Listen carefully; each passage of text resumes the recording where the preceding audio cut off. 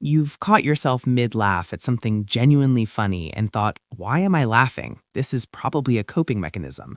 It didn't come from anywhere, you just knew. And then the knowing ruined the laugh. And then you became aware that the knowing ruined the laugh, and now you're 3 layers deep into a spiral about a joke. Welcome to the video nobody asked to need. Some of you are going to watch this and maybe for the first time in a while think, yeah, that's a bit too accurate. And there's another kind of person who watches this, thinks, this doesn't apply to me, and then spends the rest of the day noticing every single social dynamic around them with uncomfortable precision. Either way, you're here now. So let's talk about what it actually means to be psychologically over-aware, not the aesthetic version. Won't be glorifying it like a Pinterest quote about being an old soul. The real thing, which is significantly less poetic and rather exhausting. There's a concept in psychology called metacognition, thinking about your own thinking. Most people do this occasionally. People who are too aware do it constantly, involuntarily, and at the worst possible moments, like mid-conversation with someone they're trying to seem normal in front of. You'll be talking, and a part of your brain detaches and starts narrating. You just laughed too loud. Now you're overcompensating by being quieter. They noticed. Did they notice? You're watching their face to see if they noticed, and now you look weird. The conversation is still happening, you're just not entirely in it. This isn't anxiety in the clinical sense, necessarily. It's more like having a second tab open in your brain at all times, running in the background, quietly consuming resources. Picture this. Someone you love is telling you about their day. Nothing serious, just talking. And you're nodding, you're present, you're genuinely glad they're there, and simultaneously you're noticing that they keep glossing over one specific part of the story, the same part twice now, and you can't unknow that. You're in the conversation, and you're watching the conversation, and some part of you is already deciding whether to ask about the part they skipped or protect them by not asking, while they're still just talking about their day. Here's something that doesn't get said enough about this. It makes you really good at reading people, but difficult to be around them sometimes. You might love people deeply, but every interaction carries this low hum of analysis you can't turn off. You notice when someone's smile doesn't reach their eyes. You notice when someone says, "I'm fine," and means roughly 9 different things by it. That noticing is real. It's not imagination. Research in social cognition does support that people with stronger theory of mind, the capacity to read and attribute mental states to others, tend to be more attuned to emotional and social cues than most. That's a measurable thing. The cost of it, though, nobody really talks about the cost.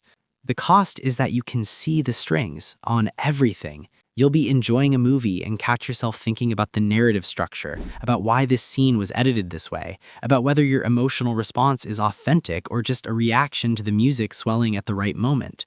You'll be happy, actually, and some part of you will immediately start cataloging what's making you happy, as if you need to understand it before you're allowed to have it. And then the happiness gets a little smaller. People who are too aware often grew up in environments where paying close attention was a survival strategy.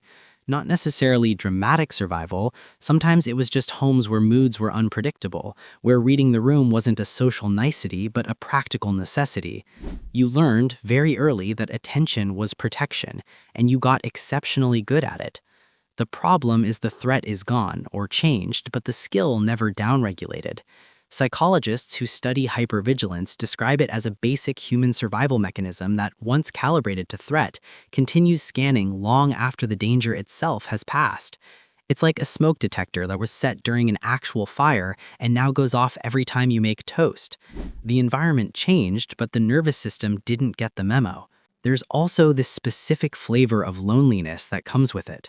Not loneliness from lack of connection, you might have incredible relationships, but this quiet, persistent feeling that you're experiencing things at a frequency other people aren't quite tuned to. You want to be understood at the level you understand others, and it's rare. And you know it is, which makes it worse, because you can't even have the blissful ignorance of not knowing what you're missing.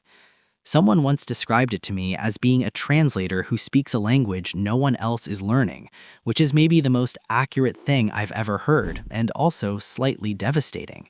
Now, and this is important, being too aware does not make you right. That distinction matters enormously. You can be extraordinarily attuned to the patterns of human behavior and still be completely wrong about any individual moment. Awareness is not the same as accuracy. This is where it trips people up. The skill of noticing becomes overconfident in its own conclusions. You read someone's tone, construct an entire narrative about what they meant, operate on that narrative for days, and then discover you misread it entirely, because awareness without curiosity just becomes a more sophisticated form of assumption.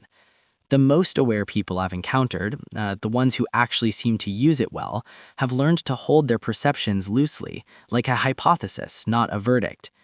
There's also this particular relationship with honesty that comes with this. People who are too aware tend to have low tolerance for pretense, not always because they're principled, but because they can see through it so readily that maintaining it feels like effort. They'll be in a conversation that's technically polite and internally be thinking, we both know this isn't what's actually happening right now. It creates this undercurrent of mild existential impatience. The performance of normalcy is just, it's tiring in a way that's hard to explain to people who don't experience it. But here is something worth sitting with. Awareness is not wisdom. They're adjacent but different. You can see everything and understand very little. Insight requires more than observation. It requires integration, time, and a willingness to be surprised by yourself. The people who turn this trait into something useful are the ones who got curious about their own patterns with the same intensity they applied to everyone else's, which is frankly uncomfortable work, because you might find that some of your perceptions are projections, that some of what you're reading in other people is actually you, that the very hypervigilance that makes you perceptive is also what makes you, occasionally, paranoid. If you're still watching, I want you to hear this. The way you move through the world, this particular mode of experiencing things at very close range, with all its exhaustion and precision and quiet ache, is not a malfunction. It is not something that needs to be fixed or dimmed into manageability unless it's genuinely harming you.